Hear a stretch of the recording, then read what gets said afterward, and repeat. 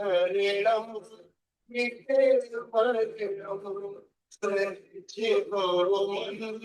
जगे दर्शन स्वयं के हम बने अरहम बने अरहम बने अरहम बने अरहम अरहम सुगुरु शरणम विघ्न हरिणम मिटे मरणम सहज गोविंद जगे करे दर्शन स्वयं के हम बने अरहम बने अरहम बने अरहम बने अरहम बने अरहम बने। सभी भाई बहनों को नम्र निवेदन, त्रिपदी वंदना के लिए तैयार। दोनों हाथ नमस्कार स्थिति में जुटते हुए, श्वास भरते हुए वंदे अरहम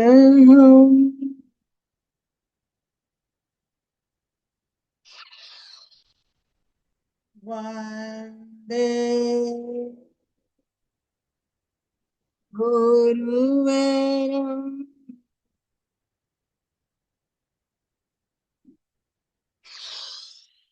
वंदे सचम।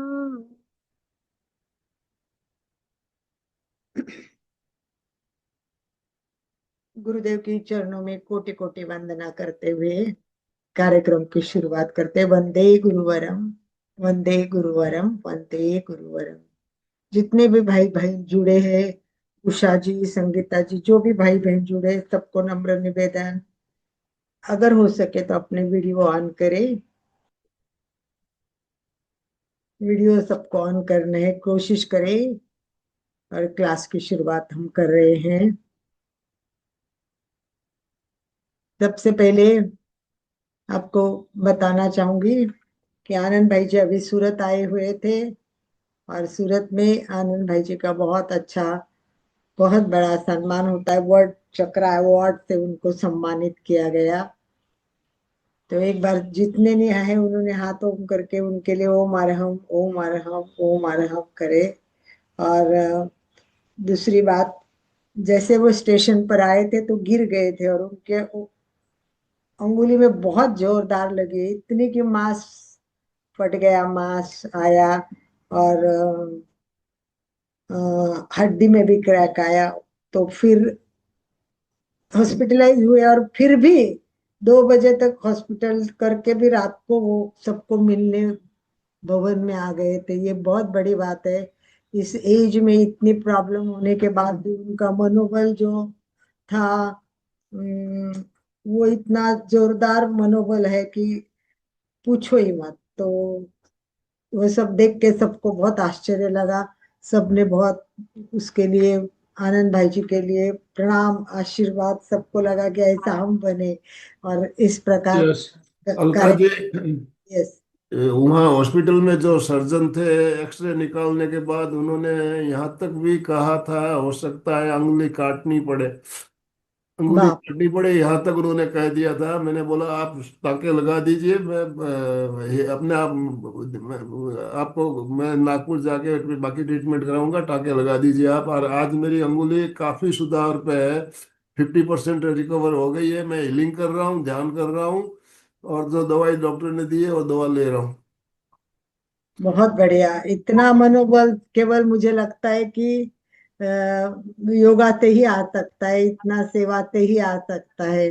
तो हम आनंद भाई जी का बहुत बहुत अभिनंदन, बहुत बहुत, मतलब वैसे भी उनको हम बहुत मानते हैं और ये प्रसंग देख के तो हम बहुत गदगद हो गए थे। तो ऐसे आनंद भाई जी के लिए ओम अरहम के साथ हम तैयार हो जाए सभी। रीढ़ की हड्डी सीधी, संपूर्ण शरीर स्थिर शिथिल तनाव मुक्त करे,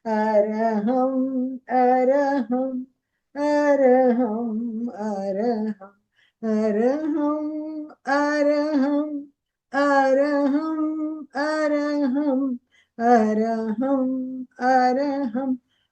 संगीता जवर, थोड़ा स्पीडी नहीं करते हुए पूरा छाती, दोनों कोहनी पीछे तक जानी चाहिए, एकदम कोहनी, और हमारे जो फेफड़े उसमें तनाव महसूस होना चाहिए। ऐसे ऐसे स्पीडी करने से वो तनाव महसूस नहीं होते, वो तनाव, ये हमें आज प्राणायाम की क्लास है तो हमारे फेफड़े प्रस्तापित, मतलब ऐसे फुल एकदम प्रसारित हो जाएंगे तो श्वसन अच्छा होता है। इसके लिए केवल स्पीड नहीं करते हुए अपने कोहनी कितनी पीछे जाती है, वो कोहनी को दबाइए दबाइए और दबाइए और दबाइए, रुकिए और अनुभव कीजिए कि पीछे भी दोनों कोहनी दबाते हुए कंधों में तनाव आ रहा है और मेरे फेफड़े एकदम अच्छी तरह से, और उसके बाद में ये दबाने हैं। तो दो ही प्रक्रिया हम करते हैं, दबाते हैं और प्रसारित करते हैं। इससे हमारा श्वसन की जो सारे तंत्र है वो बहुत अच्छे होते हैं। चलिए, उसी के साथ हम आज शुरुआत करते हैं प्राणायाम की शुरुआत। प्राणायाम किसी के लिए भी नया नहीं है, राइट? सबको पता है, सबने यहाँ बहुत क्लासेस किए हैं और प्राणायाम पर तो हमारी इतनी बार अभ्यास हो जाता है, कभी परीक्षा ध्यान के रूप में भी हो जाता है, और मैंने तो प्राणायाम की पूरी एक सीरियल भी ली है अगर याद है तो। पर आज हम मुख्यतः जो प्राणायाम करने जा रहे हैं वो हठयोग से है। और मैं आपको बताऊंगी कि पतंजलि मूल है, पाया है, बेस है, परंतु पतंजलि के सूत्र पढ़ के हम प्राणायाम नहीं कर सकते, क्योंकि उसमें केवल व्याख्या दी है। प्राणायाम, पहला प्राणायाम की व्याख्या क्या है, प्राणायाम किसे कहते हैं, तो वो उन्होंने व्याख्या दी है। उसके बाद उसके प्रकार बताए और उसके फायदे बताए, परंतु करना कैसे। और कई लोग सिखाते हैं, पर कई लोग, कुछ लोग, मैं बोल नहीं सभी लोगों की बात नहीं कर रही, कुछ लोग सिखाते हैं, वो किस बेस पे सिखाते हैं, पतंजलि ने बताया और किसी ने सिखाया, कहीं से सीखा। परंतु मेरा ऐसा मानना है, मेरा खुद का विचार है, हर एक के अपने विचार होते हैं, कि जब तक हठ प्रदीपिका ग्रंथ और घेरन संहिता का ग्रंथ है, ये ग्रंथ जब तक व्यक्ति पढ़ता नहीं है, उसको समझता नहीं है, उसके पॉइंट पे जाता नहीं, तब तक प्राणायाम क्लियर नहीं होगा। और जब तक प्राणायाम क्लियर नहीं है तब तक वो करना भी सही नहीं है, क्योंकि प्राणायाम के लिए हठ योग में स्पेशली एक श्लोक दिया है कि अगर प्रॉपर गुरु के अंडर करोगे तो ही प्राणायाम अच्छा होगा, वरना उस प्राणायाम से हो सकता है आपको तकलीफ भी होगी, बीमारी भी होगी, आपके प्रॉब्लम्स भी होंगे। तो परफेक्ट प्राणायाम करना सब रोगों से मुक्ति है, गलत प्राणायाम करना अनेक रोगों को आमंत्रण है। तो ये इसीलिए हठ प्रदीपिका में जो प्राणायाम दिया है वो आज हम समझने की कोशिश करेंगे। और प्राणायाम समझने से पहले भी एक बात समझना बहुत जरूरी है, वो कौन सी है बताइए? प्राणायाम समझने से पहले प्राणायाम से रिलेटेड एक बात समझना बहुत जरूरी है, वो कौन सी है? चलो, बैठे हुए तभी चैट में डाल दीजिए, या बोलना है तो बोल दीजिए, अनम्यूट का ऑप्शन दिया जाएगा। कौन सा ऐसा? संगीता जौहर, यस, अनम्यूट कीजिए अपने आप को, हमें बोलिए। अच्छी जगह बैठना चाहिए, साफ सुथरी जगह पे बैठना चाहिए। नहीं नहीं ताकि नहीं नहीं, ना ना ना, ये सब नहीं, ये तो सब पूर्व तैयारी है, मैंने पूर्व तैयारी नहीं बताया। मैंने कहा कि प्राणायाम का अभ्यास करने से पहले एक बात स्पष्ट क्लियर जानना जरूरी है। यस, रीना जी बोलिए।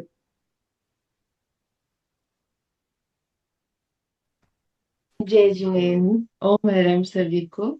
यस, प्राणायाम का इसमें मतलब हठ योग प्रदीपिका में ये है कि अगर जब तक हमारा वायु चलायमान रहता है तो हमारा नहीं ये चित्त बात भी भी नहीं, ये बात भी नहीं, ये चंचल तो होता उसके है। इंफॉर्मेशन की बात हो गई। बेसिक समझना है प्राणायाम, तो बेसिक, पाया नहीं समझेंगे तो ऊपर, प्राणायाम ऊपर है। सीधा बैठे, यस, बोलो। सीधा बैठना, स्ट्रेट सुचिता, बैठना। सुचिता बोल सकती है। यस सुचिता। इसका एक दीदी एक इसका वो है, श्लोक है, चले वातम चले मालूम है, वो श्लोक आएगा आगे, वो नहीं है, मैं जो बता रही हूँ वो वो क्या मुझे जो क्वेश्चन है आंसर, आपका? आपका क्वेश्चन क्या है? मेरा क्वेश्चन है कि प्राणायाम शुरू करने से पहले बेसिक कुछ बात एक जानना जरूरी है, इम्पोर्टेंट बात जानना जरूरी है। वो कौन सी है? सी- सीधा बैठना मैम। सिद्धासन में बैठना नहीं, बैठने की बात नहीं, वो है बात तो वो प्राणायाम से सांसों पे जुड़ी। ध्यान रखना। हाँ? सांसों पे ध्यान रखो। नहीं, हाँ, श्वास पे ध्यान रखना बात सही है, परंतु परफेक्ट नहीं है वाक्य। ध्यान का गुरु के विस्तार। अंडर में करना है, गुरु के एक मिनट, अंडर। अभी मधु जी को बोलने दीजिए, एक लास्ट अभी सुचित संगीता जी पॉइंट पे आ गई है, परंतु एग्जैक्टली टू पॉइंट नहीं आया है। बोलिए मधु। ओ मैडम, सीधे आपकी रीढ़ की हड्डी सीधी होनी ना चाहिए। ना ना ना, ये सब पूर्व तैयारी है, ये सब नहीं चाहिए मुझे। ओके। चलिए, संगीता और डिटेल बता सकती हो या मैं और आ जाऊं पॉइंट पे? मतलब पूर्व तैयारी के बाद तो आप नाड़ी शुरू शोधन करेंगे। मैम। ना, हमें केवल भस्त्रिका नाड़ी शोधन प्राणायाम से टेस्ट। रिलेटेड ही बात चाहिए। भस्त्रिका से शुरू करेंगे। नाड़ियों की भस्त्रिका से। शुद्धि मीठाहार से होएगी जब कम खाना चलिए नहीं, खाओगे। चलिए कपालभाति से। चलिए, सब लोग सही है, इधर उधर है।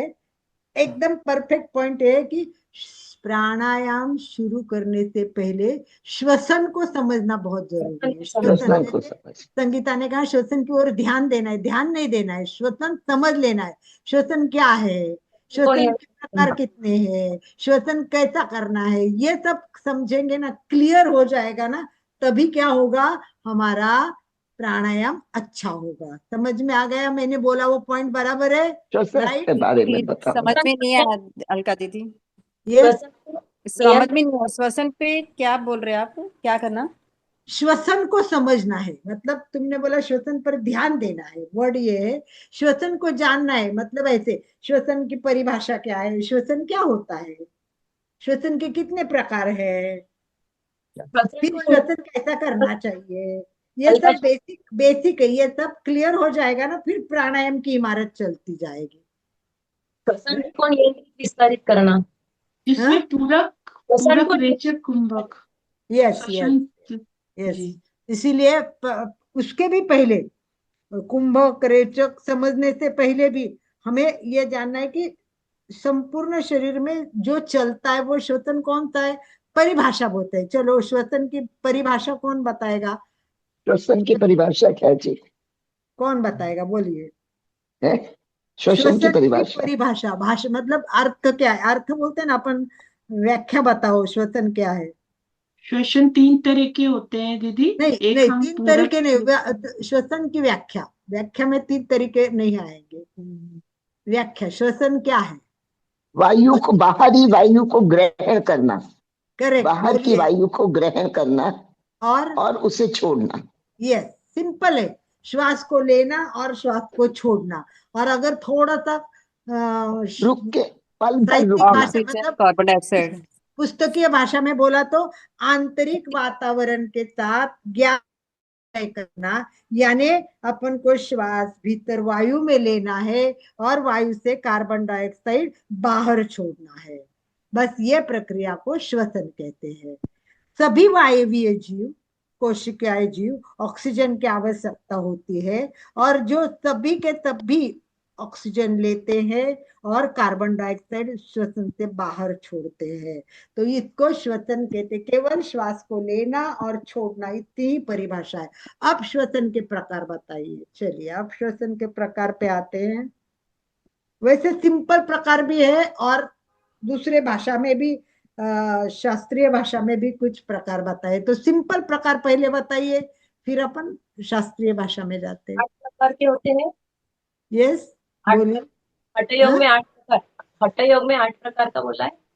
ये नहीं, श्वसन की बात हो रही है। प्राणायाम के प्रकार है वो, पूरक, रीना। कुंभक और रेचक। 8 प्रकार है ना, वो प्राणायाम के प्रकार है। मैं अभी श्वसन के प्रकार पूछ रही हूँ। पूरक, श्वसन के प्रकार अलग पूरक, होते हैं और प्राणायाम के कुंभक और प्रकार अलग। रेचक। कुंभक। 3 है। नहीं, पूरक रेचक भी नहीं, पूरक रेचक तो उसके प्रक्रिया के शब्द है, मैं श्वसन के प्रकार पूछ रही हूँ। नाड़ी शुद्धि ऐसे। नहीं, श्वसन श्वसन ये मुझे लगता है बहुत बार सिखाया हुआ है समताल श्वास प्रेक्षा में, तो उस पर पूरे पॉइंट पर डिस्कस बस करते श्वास लेना, लंबा श्वास छोड़ना, रुकना। दीर्घ श्वास और लघु जी, वो तो नहीं हैं। है दीदी? पहला बराबर आ गया, दीर्घ श्वास, और उसके हम्म, पहले हाँ, और दीर्घ श्वास और समताल एक श्वास। सामान्य जो हम बिना प्रयास के करते हैं। यस। तो श्वसन के मुख्य दो प्रकार है। एक है वो नेचुरल संत श्वसन, चलता ही रहता है, जैसे जन्म हुआ तब मृत्यु से चलता है, वो पहला प्रकार। उसके लिए प्रयत्न करना नहीं पड़ता है, और हम सोए तो भी करे आएगा, अगर हम बीमार हो गए तो भी श्वास चलता रहेगा, अगर हम कोमा में गए तो भी श्वास चलता रहेगा, वो एक इसको नेचुरल श्वास। अनैच्छिक भी नेचुरल। बोल सकते हैं ना, ऐच्छिक और अनैच्छिक। हाँ हाँ, और दूसरा जो है उसका नाम है प्रयत्न पूर्वक किया हुआ श्वास। जी। वो हम दीर्घ श्वास कर सकते हैं, श्वास को रोक सकते हैं, श्वास को कैसा भी कर सकते हैं। तो इस प्रकार मेन दो ही प्रकार है, कि एक नेचुरल प्रकार और एक प्रयत्न पूर्वक। और फिर प्रयत्न पूर्वक में हमारे अलग अलग प्रकार आएंगे। कैसा प्रयत्न? एक तो दीर्घ श्वास लेने का प्रयत्न, और एक जो जनरली कहीं सिखाया नहीं जाता परंतु योग विद्या धाम सिखाती है, वो प्रयोग में आज आपको सिखाऊंगी। वो बहुत इंपॉर्टेंट है और बहुत जरूरी है। वो है तीव्र श्वसन अथवा जलद श्वसन। ये बहुत जरूरी है। प्राणायाम करने से पहले ये करना बहुत आवश्यक है, मुझे ऐसा लगता है। क्यों? कि हमारा श्वास नाक से जाता है और फेफड़ों में पहुंचता है, परंतु ये जो मार्ग है वो साफ करना, क्लीन करना, उसको बहुत ज्यादा एक्टिव करना, ये बहुत जरूरी है। इसके साथ साथ मेरे दृष्टि से एक इम्पॉर्टेंट पॉइंट ये है कि हम जो श्वास ले रहे हैं, हम श्वास लेते हैं ना, वो बहुत छोटा सा श्वास होता है, बराबर। हमारे फेफड़ों की कैपेसिटी है वो 6000 सीसी है, 6000 सीसी, और हम लेते हैं 500 सीसी। आप कल्पना करो, 6000 कहाँ और 500 सीसी का। अगर बॉडी की नीड 6000 सीसी है, मतलब घर में समझ लो ना 6000 रुपए चाहिए, सिंपल भाषा में बोले तो, और किसी ने दे दिए 500 रुपए, दे दे, चला चलाओ तुम्हारा घर, कैसे चलेगा? आप सब्जी लाएंगे कि खाना लाएंगे कि बच्चों की फी भरेंगे? तो हमारे पास अगर परिपूर्ण पैसा हो तो हम सबको दे देंगे, 500 इसको दिए, 500 उसको दिए, 500 इसको दिए। सेम है, बॉडी में 500 सीसी साथ गया तो ब्रेन बोलेगा मुझे चाहिए, मैं कितना काम करता हूँ। हार्ट बोलता है मेरे बिना तुम रहोगे क्या, मुझे दो। और सब 500 सीसी साथ मांगने के लिए प्रत्येक अवयव क्या करेगा? फाइट करेगा। और फिर इससे क्या होगा? सबको ऑक्सीजन नहीं मिलेगा। और यही प्रॉब्लम है कि सही ऑक्सीजन सही अवयवों के पास नहीं पहुंचता है, इसीलिए हम बीमार हो रहे हैं, इसीलिए हमारे शरीर में प्रॉब्लम हो रही है। वही अगर परफेक्ट भरपूर श्वास आ गया, भरपूर श्वास आ गया, भरपूर ऑक्सीजन गया, हम प्रयत्न पूर्वक अगर दीर्घ श्वास करते हैं तो कम से कम 4500 सीसी इतना ऑक्सीजन अंदर जाता है। और बहुत ज्यादा प्रयोग करेंगे और बहुत ज्यादा करते रहेंगे तो अंदर बहुत अच्छा श्वास 5500 तक पहुंच सकता है। तो आपको इम्पोर्टेंट समझ में आ गया, डिफरेंस समझ में आ गया। तो चलिए अब प्राणायाम की व्याख्या कर लीजिए। अब प्राणायाम की व्याख्या कर लीजिए। शब्द का अर्थ बताइए, प्राणायाम शब्द का अर्थ। प्राणायाम, यस, सुचिता बता रही है, बताइए सुचिता। बहुत ढूंढियो करता है फोन में मिले। आयाम, हाँ सुचिता बोलो। प्राण का आयाम, प्राण का अर्थ जीवन शक्ति, करेक्ट। शक्ति, ऊर्जा। आयाम यानी विस्तार, यस। प्राण का विस्तार यानी प्राणायाम। यस। एनीवन और कोई मोर कर सकता है, बता सकता है? और भी परफेक्ट बताया है, परफेक्ट है, फिर भी थोड़ा एक एक एक पॉइंट उसमें ऐड चाहिए मुझे, बराबर है, एकदम परफेक्ट है सुचिता का। यस, चलो मैं ही बता देती हूँ ताकि अपना टाइम नहीं। तो प्राण, प्राण मतलब हमारे जीवन में, व्यक्ति के जीवन में ये जो शक्ति है वो सब शक्ति, उसको जीवनी शक्ति बोला है, बराबर, परफेक्ट। तो प्राण मतलब जीवनी शक्ति, उसके बिना हम जी ही नहीं सकती। ये शारीरिक मानसिक सब क्रियाओं के लिए उत्तरदायी होती है। कुछ भी मैं बोल रही हूँ अभी, वो प्राण से बोल रही हूँ, मेरा हाथ उठ रहा है वो प्राण से उठ रहा है, तो ये सब है। और आयाम, बस यही सुचिता के साथ में ऐड कराऊंगी कि आयाम मतलब क्या है, बढ़ाना है, फैलाना है, खींचना है, विस्तार करना है। तो विस्तार का एक्सप्लेनेशन थोड़ा और चाहिए, खींचना, बढ़ाना। अतः प्राणायाम खींचने के दौरान प्राण को नियंत्रित करना बहुत जरूरी है, प्राण को नियंत्रित करना सबसे इम्पोर्टेंट है। तो श्वास लेने में प्राणों को नियंत्रण करने का साधन है, वो पतंजलि के योग सूत्र में बताया है, वो प्राणायाम। प्राणायाम तो क्या बोलते हैं उसको, प्राणायाम की ये सिंपल व्याख्या है, एकदम सिंपल प्रकार से बता दिया है। और उसके आगे हम चलेंगे तो जानेंगे कि पतंजलि और हठ योग में क्या फर्क है। एनीवन? अपेक्षा ज्यादा किसी से नहीं है, परंतु अगर रीना बता सकती है तो हठ योग और प्राणायाम पतंजलि, इनमें क्या फर्क है? यस, इन प्राणायाम पता है, रीना बता सकती हो? जी, हठ योग में मुझे इसका एक पहला श्लोक है कि आसन, जब आसनों का अभ्यास हो जाता नहीं है और नहीं हम नहीं, ये नित्याहाट सब में। बातें नहीं, मुझे खाली अच्छा, मेन डिफरेंस, डिफरेंस आप पूछ रहे हो, मैं डिफरेंस। डिफरेंस पूछ रही हूँ अच्छा, प्राणायाम में और उसमें उसमें तो पूरक और कुंभक और रेचक बताया है पतंजलि जी में। और इसमें जो बताया है, इसमें 8 प्राणायाम बताया है, 8 प्राणायाम। ये ये थोड़ा और है, मेन मेन एक ही पॉइंट में। हम्म, इनमें पतंजलि में क्या क्या बताया है, और पतंजलि में क्या बताया है। तो मुझे लगता है इतना अभ्यास नहीं है सबका, तो मैं सिंपल में बता देती हूँ। प्राणायाम में पतंजलि, लेना छोड़ना ये पतंजलि का मार्गदर्शन है। करेक्ट करेक्ट, केवल सांस लेना और छोड़ना, इस पर भर जी दिया है। तो दीदी, हाँ, हमने बोला हाँ कि और उसमें बस हठ योग खाली में बताया। कुंभक है, हठ योग में कुंभक है, अब बोल। हाँ, ज्यादा अच्छा, भर दिया है हठ योग ने, वो कुंभक पे दिया हुआ है। कुंभक पे जोर दिया है इस पे। हाँ, मेन फोकस जो है हठ योग का। और उसके बाद उन्होंने 8 प्रकार बताए, परंतु पहला जो प्रकार है उनका है कि वो कुंभक पे भर देता है। और हम्म, इन्होंने केवल बताए हैं कि भाई सांस लेना है, छोड़ना है, अंदर रोकना है, बाहर छोड़ना है। और दूसरी बात, उन्होंने बाह्य कुंभक भी बताया है पतंजलि ने, और अंतर कुंभक भी बताया, अंत कुंभक और बाह्य कुंभक। और 8 प्राणायाम देखोगे ना रीना, तो इसमें केवल अंत कुंभक है, बाह्य कुंभक कहीं भी नहीं है। अच्छा, अच्छा, ओके, करेक्ट, ओके, ये जी, that is the very important, main important ये है।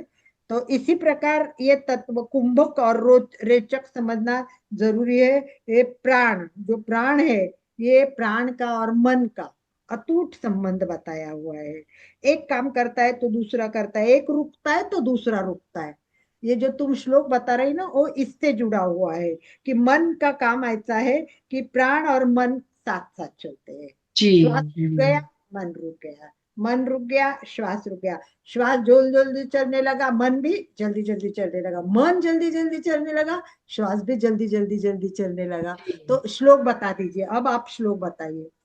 चले वातम चले चित्तम, निश्चले निश्चलम भवेत्, योगी स्थाणोतम आपनोति, ततो वायुम वाह, वायुम निरोधयेत्। वाह, बहुत बढ़िया। एक बार रीना के श्लोक के लिए तब उमर हम करे, इतना श्लोक याद रखना बताना बहुत आता है। चले वातम, इसका अर्थ है वायु चलता है, चलता है, मन भी चलता है, मन भी चंचल है और वायु भी चंचल है। अगर वायु को स्थिर किया, यानी श्वास को स्थिर किया, तो मन भी स्थिर हो जाएगा। इसीलिए योग्य, हमें अगर स्थिरता चाहिए तो हमें क्या करना है, वायु का निरोध करना है, निरोध करना है।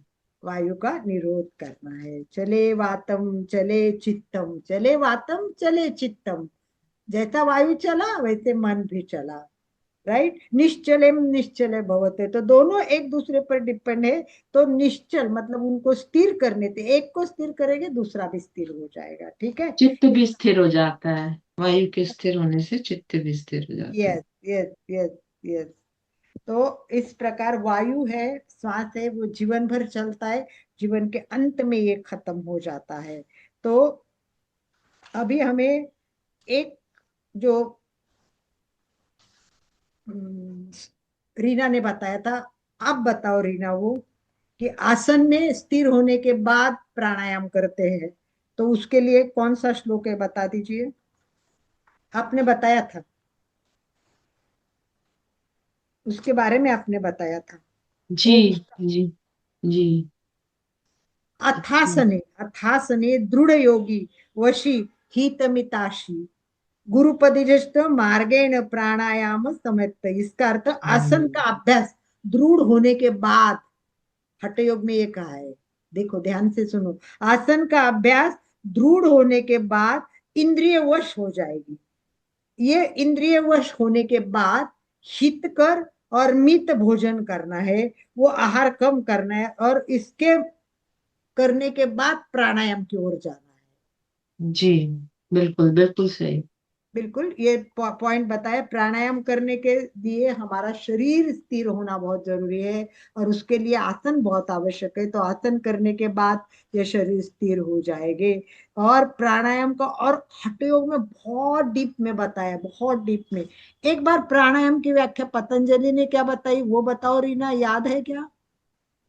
प्राणायाम की किसी को पता है? सुचिता वगैरह, प्राणायाम की व्याख्या मतलब पतंजलि ने क्या है? सुशील जी कुछ बोलना चाहते हैं? हाथ ऊपर है, मैं आपको अनम्यूट ऑप्शन दे रही हूँ। सुशील अलका जी जी, बोलिए। जब हमारा श्वास स्थिर होता है तो मन स्थिर होता है या चित्त स्थिर होता है? मन चित्त, कुछ लोग मन और चित्त को एक ही मानते हैं। लेकिन गुरुदेव ने लिखा है कि मन तो दो ही प्रकार होता है, या तो मन या अमन। ये स्थिर तो हमारा होता है। मन स्थिर करने के लिए है। हाँ। चित्त, इसमें तो मन दिया हुआ है। मन अच्छा को ही चंचल, मन चंचल होता है, मतलब हठयोग का जो उल्लेख है वो मन के लिए है, चित्त के लिए नहीं है। अच्छा। ठीक है। जैसे वहाँ पद्य में शायद ऐसा आया था ना, वायु स्थिर में चित्त स्थिर, क्या? हाँ, वो वायु चंचल, वैसे मन चंचल। वायु को स्थिर किया, मन से स्थिर हो जाएगा। इसीलिए योगी को अगर स्थिरता करनी है अपने मन की, तो उसको वायु का निरोध करना और उसको स्थिर करना सीखना चाहिए। ऐसा श्लोक का अर्थ है। ठीक है। ठीक है, सच तस्मिनास्पति बराबर है, बोलो करेक्ट, सुचिता बोल रही हो। आसन। चलिए, परफेक्ट है। तस्मिन सती श्वास प्रश्वास, श्वास प्रश्वास योग योग विच्छेद प्राणायाम, यानी तस्मिन सती मतलब आसन में स्थिर होने के बाद श्वास प्रश्वास को प्रयत्न पूर्वक जो हम छेद करते हैं, रोकते हैं, बढ़ाते हैं, वो प्राणायाम। तस्मिन सती श्वास प्रश्वास गति विच्छेदा प्राणायाम। ये पतंजलि ने प्राणायाम की व्याख्या दी है। तो इस प्रकार प्राणायाम का व्याख्या पतंजलि ने दी है। और हम आगे चल रहे हैं हठ योग के बारे में। वैसे तो बहुत कुछ बातें बताने जैसी है, तो हमें प्रयोग भी करना है। तो आगे उन्होंने बताया कि जब तक जब प्राणायाम का अभ्यास करना है, तो देखो हठ योग में बताई बातें बहुत पुरानी है पर वैसे इंपॉर्टेंट भी है। नंबर एक, उन्होंने कहा कि प्राणायाम का अभ्यास करते उनको दूध और घी खाना जरूरी है। दूध और घी खाना जरूरी है, क्योंकि उससे क्या होता है कि प्राणायाम से जो शक्ति जाती है, जो गर्मी आती है, ये सब इसमें कम होती है। इसीलिए उन्होंने कहा कि आपको दूध और तुप लेना चाहिए। और दूसरा बात उन्होंने ये भी कहा कि जैसे सिंह, हाथी, जो जो ऐसे बड़े जो वश किए जाते हैं कि नहीं, सिंह को भी सर्कस वाले बड़ा हम लॉयन मानते, डरते, पर उसको भी वश किए जाते, वैसे श्वास को भी हम वश कर सकते हैं। तो इसी को शनै शनै मतलब ये धीरे धीरे होगा, धीरे धीरे होगा ये सब। इसीलिए धीरे धीरे आपको श्वास को अपने वश में लेने की कोशिश करनी है। परंतु ये जो मैंने बोला ना कि योग्य प्राणायाम करने से सब रोग नष्ट होंगे, तो प्राणायाम में देखो, प्राणायाम प्राणायाम आदि युक्तेन, प्राणायाम आदि युक्तेन सर्व रोग क्षय भवत। योग्य प्रकारे अगर प्राणायाम किया सारे रोग ठीक हो जाएंगे। अयुक्ताभ्यास योगेन, अयुक्ताभ्यास, अयुक्त अगर प्राणायाम का अभ्यास किया, अगर प्राणायाम का गलत अभ्यास किया, सर्वम रोगम सदुद्भवत, सारे रोग उद्भव हो जाएंगे। देखो कितनी इंपॉर्टेंट बात है। और इसीलिए परफेक्ट गुरु चाहिए। आप पहले गुरु को पूछो, अपने हठ योग पढ़ा है, अपने घिरण संहिता पढ़ी है? पातंजल में कुछ नहीं मिलेगा। पातंजल में क्लियरिटी है।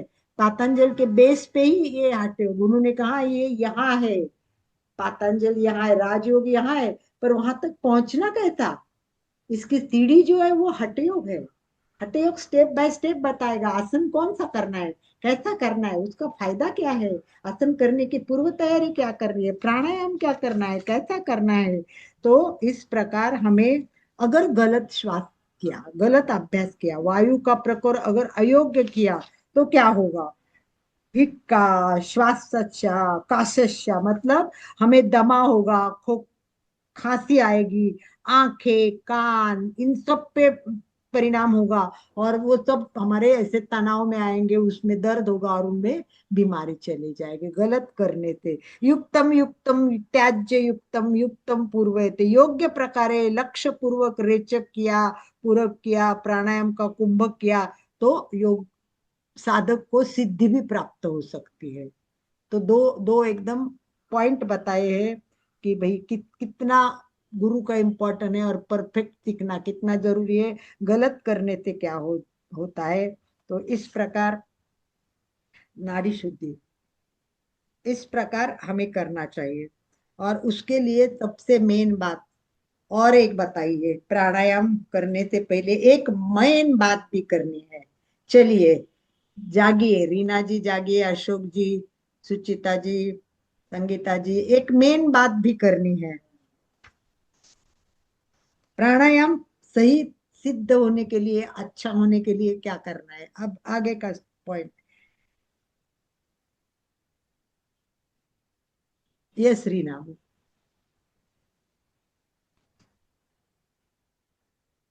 प्राणायाम शुरू करने से पहले हमारी नाड़ियों में जो मल रहता है उसकी शुद्धि बहुत जरूरी है। Correct, perfect, yes. जब तक नाड़ियां हमारी मल से भरी हुई है, तो आप सोचो कि सुषुम्ना में वायु कहाँ से जाएगा? और जी सुषुम्ना में वायु नहीं जाएगा, तो परफेक्ट प्राणायाम कैसे होगा? Correct, very good. समझ में आ गया सबके? यस, नाड़ी शुद्धि यानी नाड़ी शुद्धि की शक्ति यस, की नाड़ी यस, शुद्धि। यस, परफेक्ट है। यदा तू नाड़ी शुद्धि स्वायत्तः चिन्नानी बहता, अगर नाड़ी शुद्धि हो गई किसी की, तो उसके उसके लक्षण भी है रीना, उसके लक्षण है, इसकी नाड़ी शुद्धि हो गई, कैसे पहचानोगे? बहुत इंटरेस्टिंग लगता है ये सब पढ़ते हैं तो। क्यों, कौन से ऐसे लक्षण है कि जिससे पता चलेगा कि इनकी नाड़ी शुद्धि हो गई है? वाह, देखते ही पता चलेगा। चेहरा उसका प्रसन्न रहेगा और वो यस, काया उसकी सुंदर हो जाएगी, चेहरे पे तेज रहेगा। यस, ग्रंथ में एक वाक्य शब्द बोला है उसके लिए।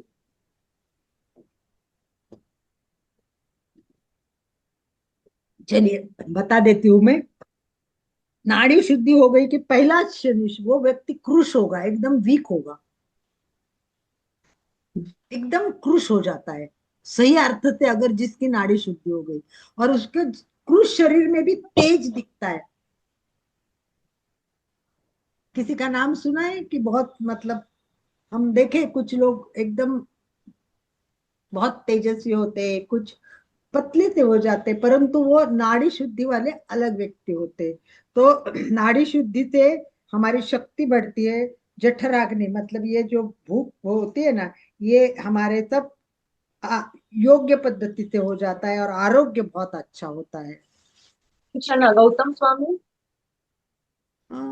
गौतम स्वामी का एक और एक आचार्य थे, राज, क्या नाम उनका, मुझे नाम याद नहीं आ रहा है, बहुत क्रूश, और वो क्या नाम था उनका, जैन धर्म के अलग ही आचार्य है, उनका बहुत नाम है मुझे, राज से शुरुआत है, राज याद नहीं आ रहा, वो एकदम क्रूश थे और तेजस्वी थे, वो जैन धर्म में बहुत, और अ, महात्मा गांधी उनके कारण जैन धर्म की ओर आकर्षित हुए थे, उनके जगह जगह स्थान भी है और संस्था भी, मुझे नाम बिल्कुल याद नहीं आ रहा है सामने, किसी को याद आ रहा है तो बताइए, मुझे लगता है सुशील जी को याद आ रहा है क्या?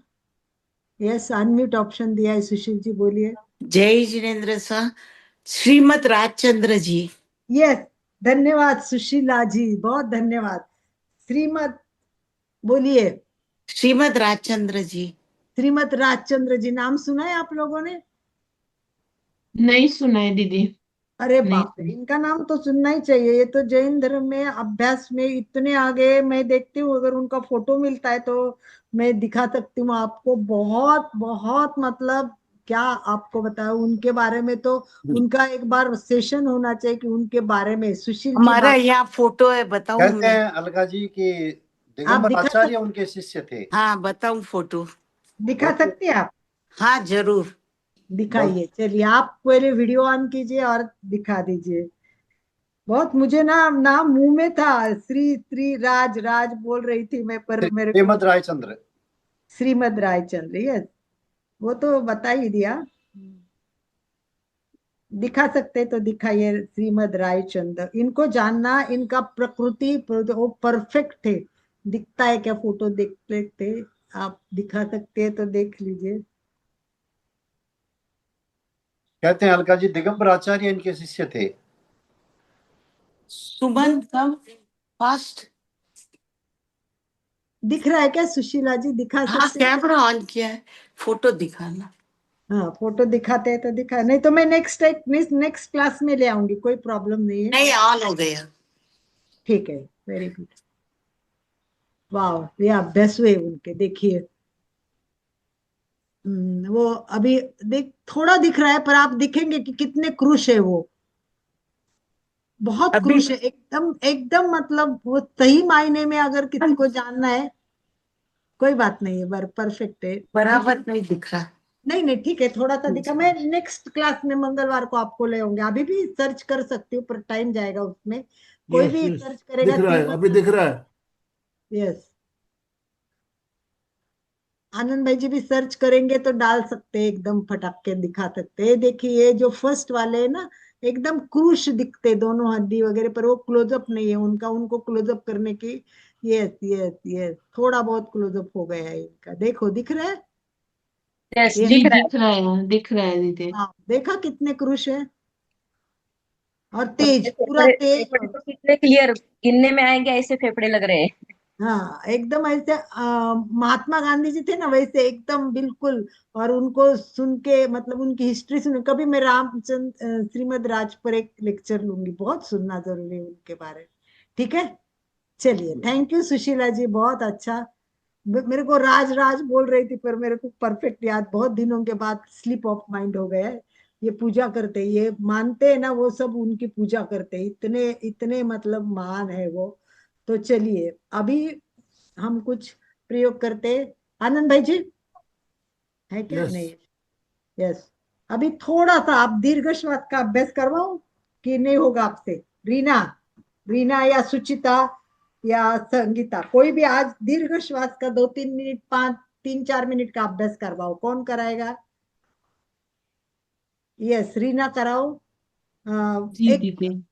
कम से कम 3-4 मिनट का दीर्घ श्वास का अभ्यास आपको करवाना है, दीर्घ श्वास की सूचनाओं के साथ व्यवस्थित कैसा करना है, दीर्घ श्वास एक बार करके दिखाइए, ठीक ओके? है,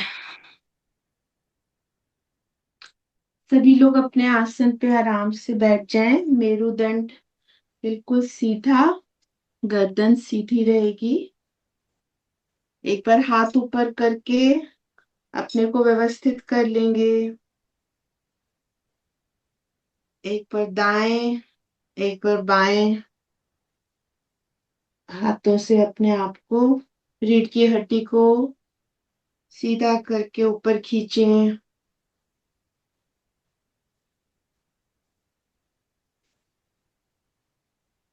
और हाथ नीचे करके आराम से कोई भी जो सुख आसन हो, जिसमें भी आप आराम से बैठ सकते हो, बैठ जाएंगे।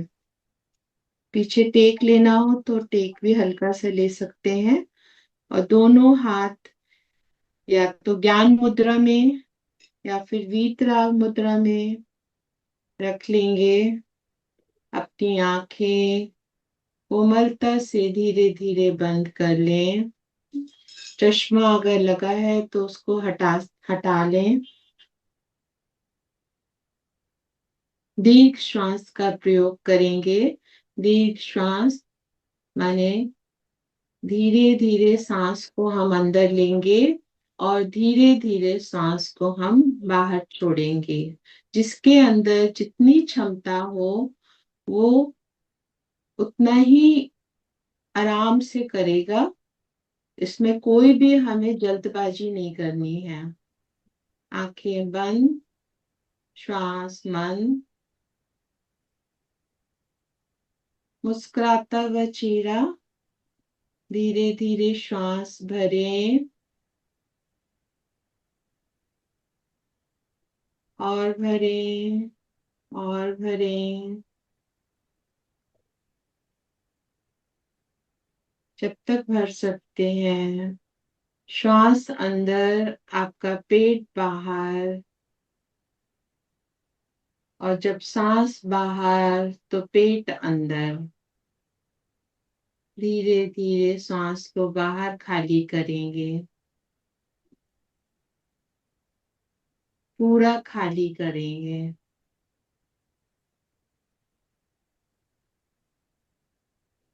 ध्यान रहे जब आप सांस पूरा निकालें तो पेट की मांसपेशियां अंदर सिकुड़नी चाहिए।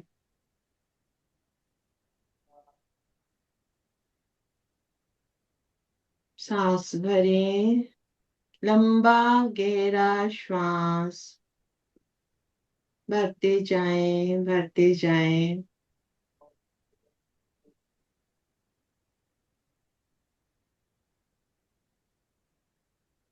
श्वास के कंपन नाभि तक अनुभव करें। चित्त को नाभि पर केंद्रित करें। जैसे श्वास भरे पेट की मांसपेशियां फूलनी चाहिए, जैसे श्वास छोड़े पेट की मांसपेशियां सिकुड़नी चाहिए। पूरा ध्यान नाभि पर केंद्रित करते हुए पेट की मांसपेशियां फूलने और सिकुड़ने के अनुभव के साथ खुद ही लंबा श्वास धीरे धीरे धीरे ले और धीरे धीरे श्वास छोड़े। कोशिश करें जितना श्वास लिया है उससे अधिक श्वास छोड़ने का प्रयास करें। प्रत्येक श्वास के साथ पेट की मांसपेशियां फूलने और सिकुड़ने का अनुभव करें। कोई विचार मन में आते हैं तो उसकी ओर ध्यान न दे। साक्षी भाव से केवल श्वास पर चित्त को केंद्रित करें। लंबी गहरी श्वास और जितना पेट खाली करे, जितनी श्वास छोड़े उतनी गंदगी, टॉक्सिन, कार्बन डाइऑक्साइड बाहर निकलेंगे। पूरा श्वास छोड़ने की कोशिश करनी है। रोज ये अभ्यास बैठे बैठे, कभी भी ऑफिस में बैठे हो, घर में बैठे हो, समय मिला 5 मिनट 2 मिनट तो ये प्रयोग करना ना भूले। उस समय पूरा ध्यान श्वास पर आते जाते प्रत्येक प्रत्येक श्वास को देखिए। एक भी श्वास आपको पूछे बिना अंदर न जाए, एक भी श्वास आपको पूछे बिना बाहर न आए। पूरा ध्यान श्वास पर केंद्रित करें। 1 2 3 प्रयोग खुद कर लीजिए, अपने आप कर लीजिए, कोई सूचना नहीं मिलेगी। जो जो बताया वैसे ही करना है, यानी पेट के फूलने सिकुड़ने का अनुभव करते हुए प्रत्येक श्वास पर ध्यान देते हुए प्रयोग करें। गहरी एकाग्रता और पूरी जागरूकता के साथ।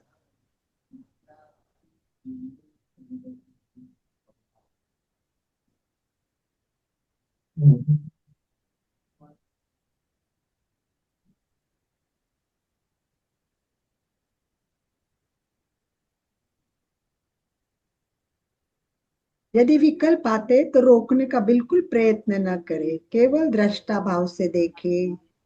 चाहे तो बीच बीच में श्वास संयम भी कर सकते हैं।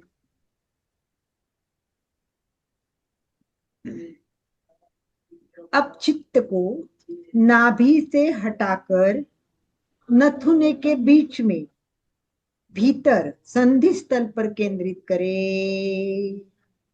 जहां चित्त नाभि से हटाकर नथुने के भीतर संधि स्थल पर केंद्रित होगा, उसके बाद नाक के द्वार पे खड़े हो जाए। आते जाते प्रत्येक श्वास को देखे। प्रत्येक श्वास को जानते हुए ले, जानते हुए छोड़े। चित्त की सारी शक्ति श्वास को देखने में लगाओ। केवल श्वास को देखिए, केवल श्वास का अनुभव। श्वास के प्रति पूरी जागरूकता।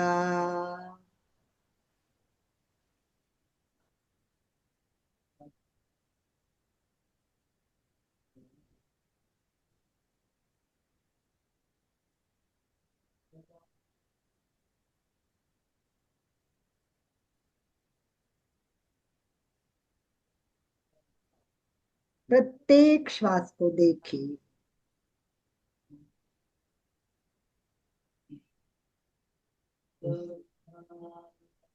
समृद्धि श्वास प्रेक्षा करेंगे।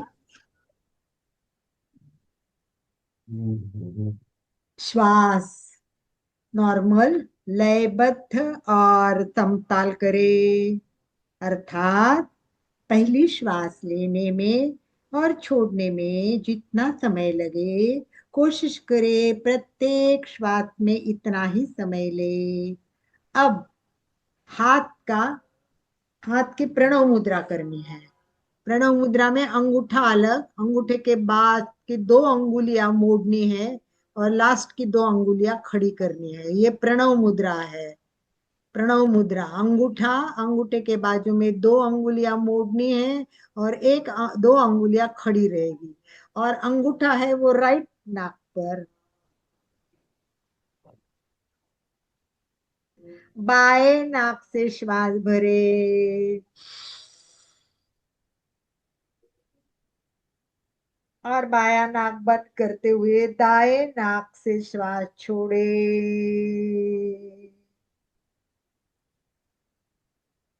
दाएं नथुने से श्वास ले, उसे बंद करें, फिर बाएं नथुने से श्वास छोड़े।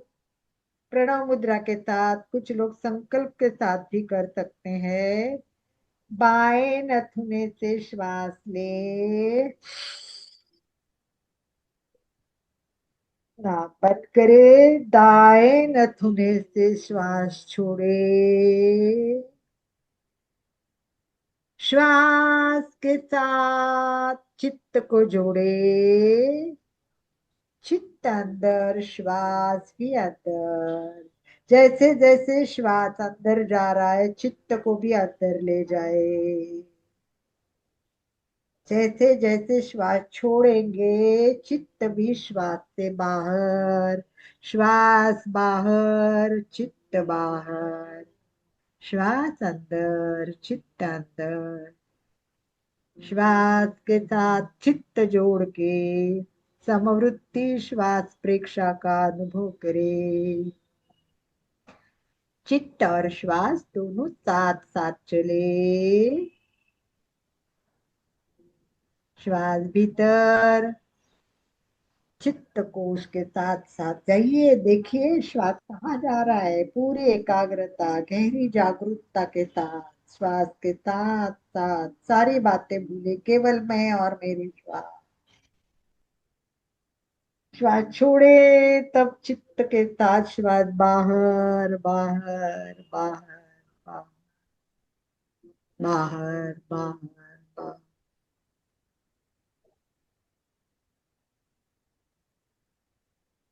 खुद 2-3 बार प्रयोग करें।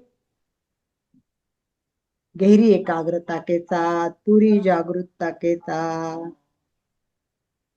समवृत्ति श्वास प्रेक्षा का प्रयोग।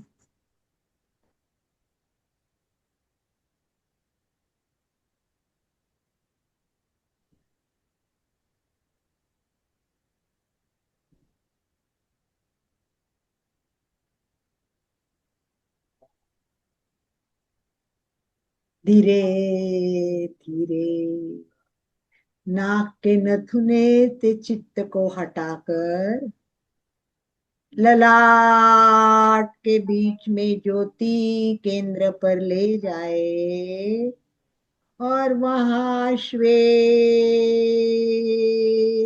रंग का ध्यान करे।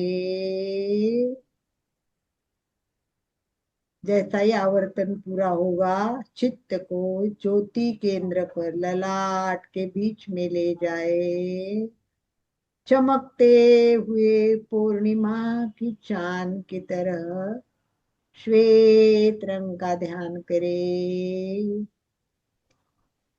अनुभव करे श्वेत रंग के परमाणु पूरे ललाट पर फैल रहे हैं। धीरे धीरे ये परमाणु भीतर भी प्रवेश कर रहे हैं। शांति, आनंद का अनुभव, पवित्रता का प्रतीक श्वेत रंग है।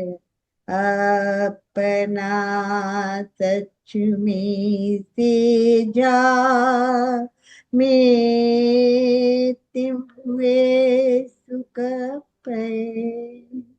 स्वयं सत्य खोजे, सबके साथ मैत्री करें। हंसु विचा चरणम पमोखम। दुख मुक्ति के लिए विद्या आचरण का अनुशीलन करें। दोनों हाथ हृदय के पास स्थापित करते हुए एक साथ शरण सूत्र का उच्चारण करें। अरहंते शरणं गच्छामि इति शरणं गच्छामि। आहु शरणं गच्छामि। केवली परतं धम्मं शरणं गच्छामि। करते हुए वंदे सत्यम। अरीना जी, शरणम नहीं, शरणम, स उच्चार करना है, श नहीं करना है। अच्छा, शरणम पवजामि, ओरिजिनल शरणम शरणम। अरहंते शरणम, श नहीं, शरणम नहीं, अरहंते शरणम पवचामि ते शरणम शरणं पवचामि। साहू शरणं प्रवक्ष्यामि केवलीपरतं धम्मं शरणं शरणम शरणम। गच्छामि। धीरे धीरे प्रैक्टिस करना। और अभी सबको थैंक यू दीदी, करेक्ट करने के लिए थैंक यू। इट्स ओके, प्राणायाम करना है तो जितना करना है पॉसिबल है उतना ही करे, धीरे धीरे करे। आसन के बाद प्राणायाम करे, जब करे तब रीढ़ की हड्डी सीधी रखे और समकाय शिरोग्रीवम गीता में बताया है। यस संगीता। मैम शरणम हम तो बोलते हैं, शरणम मतलब भगवान की शरण होना, वो शरण नहीं है क्या ये? यही शरण है, परंतु उच्चार प्राकृत और संस्कृत ऐसे शब्द होते हैं ना, तो ओरिजिनल शब्द लिखा है वो स लिखा हुआ है ग्रंथों में। लेकिन वैसा शरणम वही तो श मीनिंग ही एक है, आएगा। मीनिंग एक ही है, शरणम एक ही है, अर्थ एक ही है दोनों का। हाँ, तो प्रोनाउंसिएशन में फर्क प्रोनाउंसिएशन। है। बस प्रोनाउंसिएशन। प्राकृत और संस्कृत उसमें थोड़े शब्द में लिखते हुए वो उच्चारण एक ही है। श नहीं बोलते हुए स बोलना है। जैसे नमो अरहंताणम, न है, न है, न नहीं है, सीधा न नहीं है, न का न नहीं है, नो न में है। आता है न काफी। न करने से क्या होगा, ए जीभ है ना ऊपर टाड़ू पे लगती है न, तो वो अपने ब्रेन को वाइब्रेट करता है, इसलिए न नहीं बोलना है, न शरणम अलग नहीं बोलते, स इसकी तरह अलग जी, उच्चारण से फर्क पड़ती है। सुचिता। उत्तम क्षमा, वो शरणम भी आता है, श भी आता है। हाँ, दशांश में जो है ना, दोनों श आता है पर भी मूल आता है, जो है वो स है। मेन। क्योंकि हमारे इसमें जो है विश्व चलिए प्राणायाम का अभ्यास कीजिए। और थैंक नेक्स्ट यू। टॉपिक हमारे मंगलवार का है नाड़ी शुद्धि प्राणायाम। बहुत लोगों में उसमें कंफ्यूजन भी है, करेक्शन नहीं है। तो हठयोग क्या कहता है, हठयोग में क्या श्लोक बताया है, किस तरह हमें ये परफेक्ट करना है, ये सब जानना के लिए नेक्स्ट क्लास पूरा हमारा अनुलोम विलोम हठयोग नाड़ी शुद्धि होगा। ये शुद्धि जब हो जाएगी उसके बाद में शुद्धि क्रिया में से जो दिया है वो शुद्धि क्रिया कौन सी है कि जो हमारे नाड़ियों को शुद्ध करते, उनकी चर्चा होगी। और उसके बाद 8 प्राणायाम बाद में आएंगे। हम स्टेप बाय स्टेप जा रहे हैं, बहुत स्टेप बाय स्टेप है, राइट रीना? जी यस। जी दीदी, बिल्कुल जी। चलिए, आई यस। थिंक कि क्लास अशोक समापन जी, की ओर। अशोक जी समापन कराइए। अशोक समापन करो। जय जिनेन्द्र। आंखें कोमलता से बंद, रीढ़ की हड्डी और गर्दन सीधी। मैं चैतन्यमय हूँ, मैं मैं आनंदमय हूँ, मैं शक्तिमय हूँ। मेरे भीतर अनंत चैतन्य का, अनंत आनंद का, अनंत शक्ति का सागर लहरा रहा है। उसका साक्षात्कार करना ही मेरे जीवन का परम लक्ष्य है। हमारा आज का दिन मंगलमय हो, आनंदमय हो, शांतिमय हो। इन्हीं शुभ भावनाओं के साथ ओम शांति शांति शांति। कृतज्ञोस्मि, हम सब गुरुदेव के आभारी हैं। कृतज्ञोस्मि, हम सब गुरुदेव के आभारी है। कृतज्ञोस्मि, हम सब गुरुदेव के आभारी। ओम अरहम। स्लोगन कौन बोलेंगे? स्लोगन सुचेता जी। स्लोगन सुचिता जी, या कोई दूसरा बोलना चाहेगा? संगीता बोलना चाहोगी? यस। कोई और बोलना संगीता जी, चाहेगा कोमल जी, स्लोगन? कोई भी स्लोगन बोलना है तो। फिटनेस का डोज। अच्छा एक ठीक। घंटा का हर डोज रोज। 1 घंटा रोज। यस। फिटनेस का डोज 1 घंटा 1 घंटा रोज। हर रोज। फिटनेस का डोज 1 घंटा 1 घंटा रोज।